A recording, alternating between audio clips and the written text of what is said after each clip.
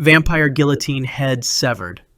Peter Curtin walked to the guillotine on July 2, 1931. The 48-year-old serial killer had terrorized Dusseldorf, Germany for years. He attacked men, women, and children with knives, scissors, and hammers. He drank the blood of some victims, earning him the nickname the Vampire of Dusseldorf. He was convicted of 9 murders, though he confessed to more than 60 violent crimes. The court sentenced him to death by guillotine. On the morning of his end, Curtin remained calm. He showed no fear as guards escorted him from his cell to the execution courtyard of Klingelputz prison in Cologne, where the guillotine waited. The device stood ready, its massive angled blade suspended high above the wooden platform. The executioner, Karl Gruppler, and his assistants prepared the mechanism, ensuring everything functioned properly. Curtin walked to the guillotine without resistance, flanked by a priest and the prison psychiatrist. Just before he was positioned on the wooden bench, Curtin turned to the prison psychiatrist. He asked a strange question. He wanted to know if he would be able to hear the sound of his own blood gushing from his neck after the blade fell. He continued, saying that would be the pleasure to end all pleasures. Even in his final moments, he remained fascinated by blood and violence. It was the same obsession that had driven him to kill. When asked if he had any last words, Curtin simply smiled and said no. The guard strapped Curtin face down onto the bench. His neck was placed in the lunette, a curved wooden frame that held his head in position. The upper half of the lunette was lowered, locking his head in place. He could not move. Above him, the heavy blade and weight mechanism waited, totaling approximately 88 pounds and sharpened to a precise edge. The executioner released the mechanism. The blade dropped with tremendous speed and force. It severed Curtin's head from his body in a fraction of a second. His head fell into the basket below. Blood poured from his neck. Medical experts have debated whether consciousness can persist for a few seconds after decapitation, though most conclude it ends within 2 to 4 seconds due to rapid blood pressure loss and oxygen deprivation. Cannibal Beaten with bar.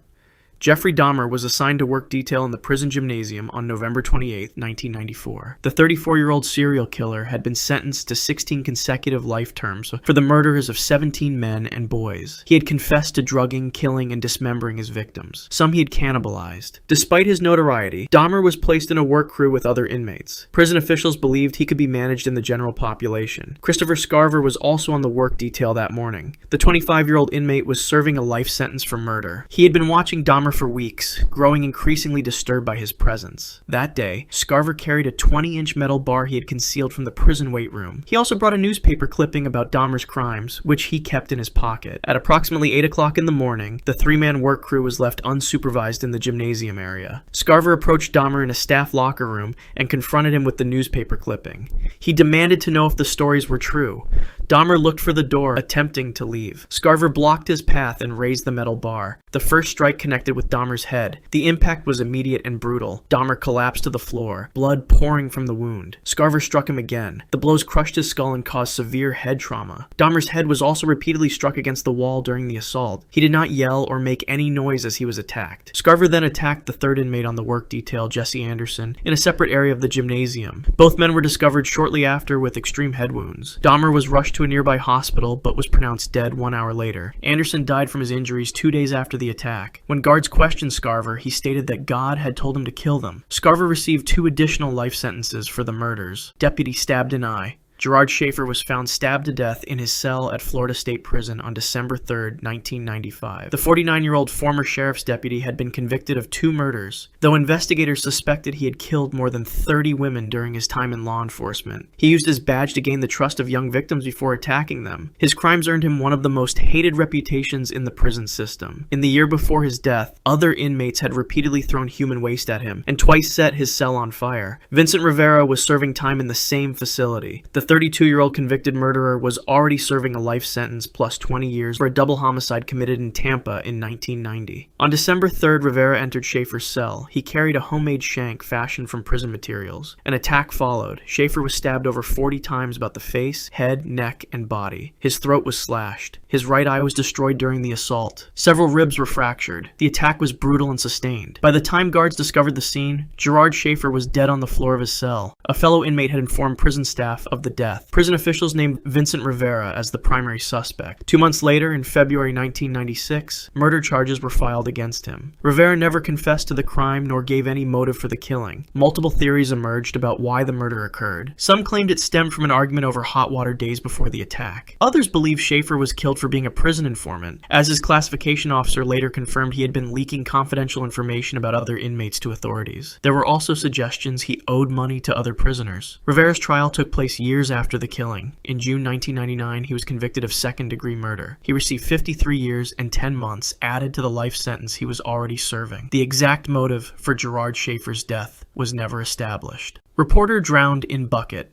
Vlado Tedeschi was arrested on June 22, 2008. The 56-year-old crime reporter had written detailed newspaper articles about 3 women who had been murdered in the region of Kichevo, Macedonia. His reporting was unusually specific, containing information that police had never released to the public. Investigators grew suspicious. They compared his articles to the evidence files and realized that only the killer could have known certain details. DNA testing confirmed their theory. Tedeschi's DNA matched semen found on the victims. He was the murderer he had been writing about for years. After his arrest in Kichevo, Tedeschi was transferred to Tetovo prison. He was placed in a cell with 2 other inmates. Less than 24 hours later, in the early morning of June 23rd, guards found Tedeschi dead. His head was submerged in a small plastic bucket of water in the cell bathroom. He was not breathing. The guards attempted resuscitation, but their efforts failed. A doctor arrived shortly afterward and also could not revive him. Tedeschi was pronounced dead. Police immediately classified the death as suicide. Spokesman Ivo Katevsky stated that Tedeschi had drowned himself by putting his head in the bucket. A preliminary inspection suggested his head had not been forced into the bucket. However, the circumstances raised immediate questions. The bucket was small and contained limited water. Tedeschi's cellmates claimed they had been asleep and heard nothing during the incident. 1 month after his death, an autopsy revealed bruises on Tedeschi's body. Prosecutor Lyubko Samowski called for an investigation to be opened into the death. The bucket and its contents were sent for forensic examination. No sedatives, poisons, or chemicals were found in the water. An inquest ultimately concluded that in the absence of other evidence, the death was suicide. Yet, suspicions persisted. Tedeschi died before police could question him about a 4th missing woman, 73-year-old Gorica Pavleska, who had disappeared in 2003. He died before investigators could determine the full extent of his crimes. 2 handwritten notes were found in his cell. One read simply, "I did not commit these murders." Many in the community believed he had been silenced, though the official verdict remained suicide.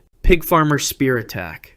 Robert Pickton was in the common room at Port Cartier Institution on May 19, 2024. The 74-year-old serial killer had been convicted of 6 counts of second-degree murder in 2007, though police believed he had killed dozens of women at his pig farm in Port Coquitlam, British Columbia. He had once bragged to an undercover officer about killing 49 women. Pickton was serving a life sentence with no possibility of parole for 25 years. That afternoon at approximately 5:16, a fellow inmate attacked Pickton while medication was being distributed in the unit. Correctional officers monitoring from the control post requested assistance, and other officers quickly intervened. They convinced the attacker to stop the initial assault. 2 minutes later, the attacker grabbed a broomstick from the common area, broke the handle, and thrust it into Pickton's face. Guards again intervened, gained the attacker's compliance, handcuffed him, and escorted him to the structured intervention unit. Pickton was in critical condition. At approximately 5:57, he was transported by ambulance under escort to the Centre de Santé et de Services Sociaux de Septil. The next day, given his critical condition, he was airlifted to Hôpital Enfant Jésus in Quebec City and admitted to intensive care.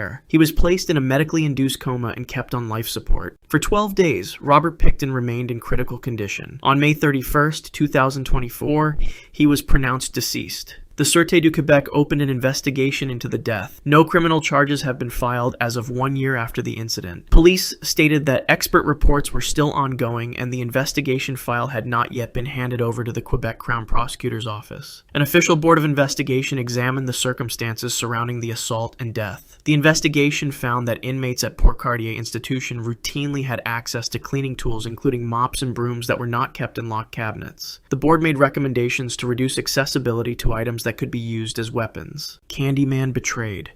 Dean Corll invited 2 teenage boys to his home in Pasadena, Texas on August 8, 1973. The 33-year-old electrician had earned the nickname the Candyman because his family owned a candy factory where he sometimes gave free sweets to local children. But Corll had been abducting, assaulting, and murdering teenage boys for years. He used 2 teenage accomplices to help lure victims to his home. One of them was 17-year-old Elmer Wayne Henley. That night, Henley brought 2 friends to Corll's house. They drank and inhaled paint fumes until they passed out. When Henley Henley woke up, he found himself handcuffed. His two friends were also restrained. Coral stood over them holding a knife. He was furious that Henley had brought a girl to the house. He told Henley that he was going to kill all three of them. Henley realized he had become the next victim. Coral made a mistake. He believed he had total control over Henley and released him from the handcuffs. He ordered the teenager to mistreat the girl while he dealt with the other boy. Henley pretended to agree. He watched Coral carefully, waiting for an opportunity. When Coral turned his attention to the other victims, Henley spotted a pistol on a nearby table. Henley grabbed the weapon and pointed it at Coral. The killer laughed. He did not believe his teenage accomplice would actually shoot him. He had manipulated Henley for months, convincing him to help with previous murders. He stepped toward Henley, still smiling, still confident. Henley pulled the trigger. The first bullet struck Coral in the forehead. The bullet failed to penetrate his skull completely, and he stumbled forward. Henley fired again, hitting him in the shoulder. And again. He shot Coral 6 times total, the final bullet striking him in the back as he collapsed. The candy factory worker fell onto his own floor, bleeding from multiple gunshot wounds. He died within moments, surrounded by the tools he had used to kill others.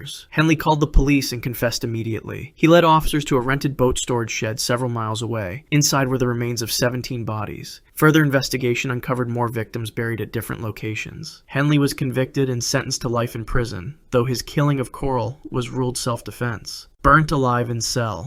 Sid Ahmed Rizala died on June 28, 2000 in Caxias Prison Hospital near Lisbon, Portugal. He was a 21-year-old Algerian serial killer known as the Killer of the Trains for murdering at least 3 women on French railway lines. After fleeing to Portugal, he was captured in January and placed in the psychiatric wing while awaiting extradition to France. That evening, prison guards were distracted by the Portugal-France European Championship semifinal being broadcast on television. Rizala had attempted suicide once before, in March, when he slashed his wrist with a razor blade.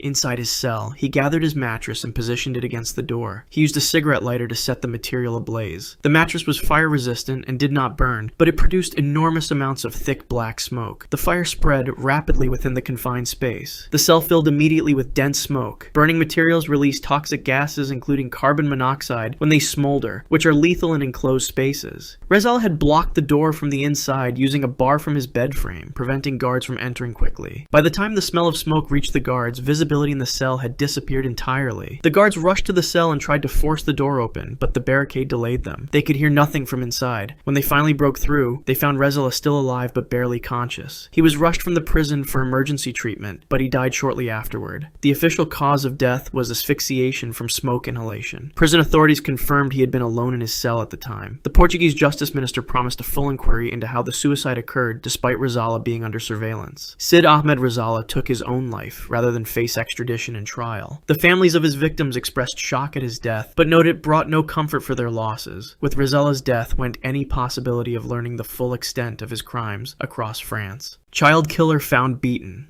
Javed Iqbal sat in his prison cell in Lahore, Pakistan, awaiting his fate. The man, approximately 40 years old, had confessed to the murders of 100 boys between the ages of 6 and 16. He lured them to his home with promises of work or food, then strangled them. He dissolved their bodies in vats of acid and dumped the remains in a nearby river. In March 2000, a judge delivered an unprecedented sentence. Iqbal would be strangled in front of the victim's parents at Minari, Pakistan, a landmark in Lahore. Then his body would be cut into 100 pieces and dissolved in acid, mirroring exactly what he had done to the children. Pakistan's interior minister immediately stated such punishment would not be allowed under human rights conventions. Iqbal appealed the sentence. While he remained in maximum security prison, Pakistan's highest Islamic court agreed to hear his case. Just 4 days later, on the morning of October 8, 2001, prison staff discovered Iqbal and his accomplice Sajid Ahmed hanging from the ceiling. Bed sheets had been tied together and looped over pipes. Both men were suspended off the ground, their bodies limp. The authorities immediately ruled the deaths as suicides, but the autopsy findings told a different story. Both bodies showed extensive evidence of beating. Strangulation marks were found around their blood-splashed necks. They were bleeding from the mouth and nostrils. An injury mark was found around Sajid's neck, and countless healed wounds from blunt weapons covered Iqbal's body. The findings raised serious questions about whether these men could have hanged themselves after sustaining such injuries. An investigation was launched,